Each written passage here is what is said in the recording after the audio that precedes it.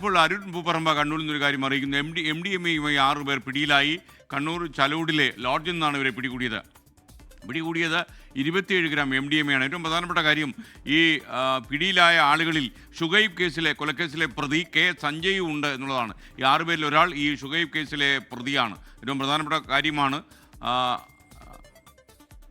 MDMA ആണ് ഇവരിൽ നിന്ന് പിടികൂടിയത്. 27 ഗ്രാം ഇവരിൽ നിന്ന് പിടികൂടിയിട്ടുണ്ട്. അപ്പോൾ ഈ പിടിച്ച പ്രതികളുടെ പടങ്ങളാണ് നിങ്ങൾ കണ്ടത്. വളരെ മാന്യന്മാരാ. കാര്യം MDMA ഒക്കെ തന്നെ ഒരു തരി മതി കേട്ടോ ഒരാൾക്ക് ഫിറ്റാവാൻ. അപ്പോൾ അങ്ങനെയുള്ളൊരു സാധനത്തിന് 27 ഗ്രാം കൊണ്ടു നടന്നു. ചലോടിലെ ലോഡ്ജിൽ വെച്ചാണ് പിടികൂടിയത്. അരുൺ പൂപ്പറമ്പ തത്സമയം ചേരുന്നു. അരുൺ, ശരിക്കും ഈ ഷുഹൈബ് കേസിലെ പ്രതി സഞ്ജയും ഈ ഗ്രൂപ്പിലുണ്ട്. മറ്റുള്ളവർക്കും ഇതേപോലെയുള്ള ക്രൈം റെക്കോർഡുണ്ടോ?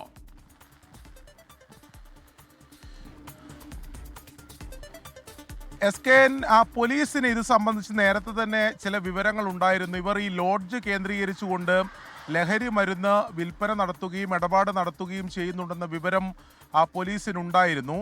അങ്ങനെ പല ലോഡ്ജ്, ഒരു ലോഡ്ജിലല്ല, മട്ടന്നൂർ മേഖലയിൽ തന്നെയുള്ള പല ലോഡ്ജുകളിലായാണ് ഈ ലഹരി മരുന്ന് ഇടപാട് നടത്തിയത് എന്നതാണ് പോലീസിന് ലഭിച്ച വിവരം. അങ്ങനെ ഇതിൽ ഈ സംഘത്തിലുള്ളവരെല്ലാം പോലീസിൻ്റെ നിരീക്ഷണത്തിലായിരുന്നു. ഇതിൽ ഷുഹൈബ് കേസിലെ പ്രതിയായിട്ടുള്ള K സഞ്ജയ് കൂടിയുണ്ട്. മറ്റുള്ളവരും നേരത്തെ ലഹരി മരുന്ന് കേസുകളിൽ പിടിയിലായിട്ടുള്ള അല്ലെങ്കിൽ അത്തരം ക്രൈം റെക്കോർഡ് ഉള്ളവർ തന്നെയാണ് മറ്റ് പ്രതികളുമുള്ളത്.